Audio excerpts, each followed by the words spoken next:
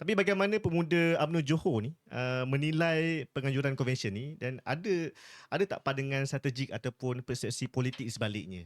Saya rasa memang dia dah masuk perangkap. Sebab tu apabila antara perangkap yang dia dah masuk, salah satunya apabila Anthony Locke, Secretary General ataupun Setiausaha Agung DAP, umum kalau hari ini Johor bubar, Negeri Sembilan pun Negeri nak Sembilan. bubar. Bermakna memang itu pun apa yang kita cuba buat di Negeri Sembilan. Memang akhirnya apa yang krisis, ialah seolah-olah macam krisis undang-undang tubuh ataupun krisis yang melibatkan yang di-Pertuan dan juga undang di Negeri Sembilan, yang akhirnya Barisan Nasional ataupun Alit Wakil-Wakil Rakyat UMNO di Negeri Sembilan tarik sokongan. Dan memang kita sebenarnya ialah ada, maknanya kita cuba bawa ke arah tu supaya akhirnya di Negeri Sembilan Dewan Negeri boleh terbubar dan akhirnya boleh diadakan pilihan raya negeri, dan supaya rakyat boleh pilih siapa yang lebih siapa yang layak untuk kita sebagai antara penyelesaian kepada nak merungkaikan isu yang sedang berlaku di Negeri Sembilan. Jadi bila maknanya seolah-olah menzahirkanlah apa yang sebenarnya tersirat dalam hati PH di Negeri Sembilan, apabila dia gunakan kesempatan itu untuk beritahu kata seolah-olah kalau Johor bubar hari ini, Negeri Sembilan pun nak ikut sama. Pun tak ada masalah. Saya rasa bagi Barisan Nasional untuk sahut itu sebagai satu cabaran. Selain daripada itu, ialah apabila kita buat pengumuman pada hari Sabtu dan konvensyen berlaku pada hari Ahad, yang saya katakan mereka termasuk perangkap apabila tak habis-habis.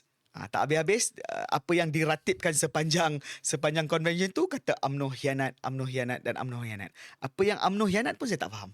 Yalah, kita tahu walaupun wujud kerjasama untuk kita sama-sama bentuk kerajaan perpaduan di peringkat persekutuan, memang kita tahu bahawa ini hanyalah hubungan ataupun kerjasama yang bersifat sementara.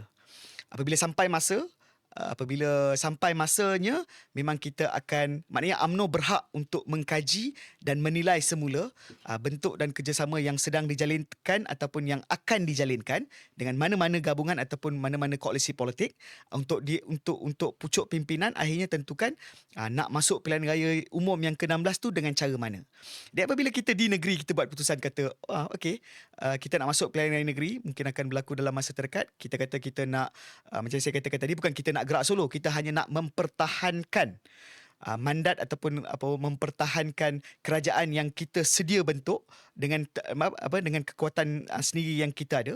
Jadi itu sebenarnya bukan satu masalah besar dan bukan satu perkara dosa pun dalam demokrasi. Jadi sebenarnya tak berhak untuk mereka rasa hianat ataupun terhianati ataupun rasa marah ataupun rasa tak puas hati. Patutnya mereka, ialah sebagai sebuah parti politik, patutnya mereka bersedia dengan apa juga kemungkinan.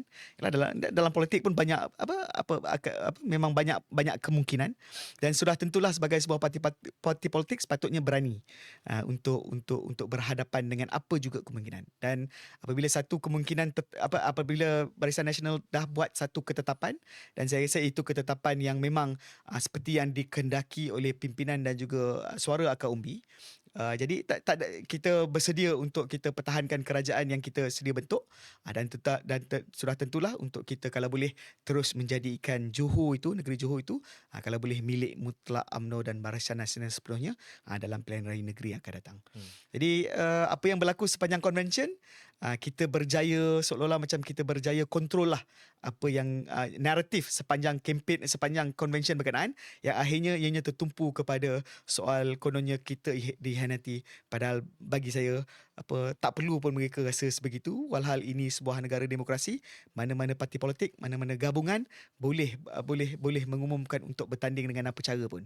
Pokoknya dia sebagai sebuah parti politik lah, berani ataupun tak berani. Jarang selalu tengok. Yalah, maknanya ada sebab tu kerana mereka kenapa Pakatan Harapan takut sangat nak pilihan raya ni. Mungkin mereka tak tahulah. Mungkin kerana banyak janji tak terlaksana ke. Mungkin apa yang dijanjikan selama ni masih tak tertunai ke.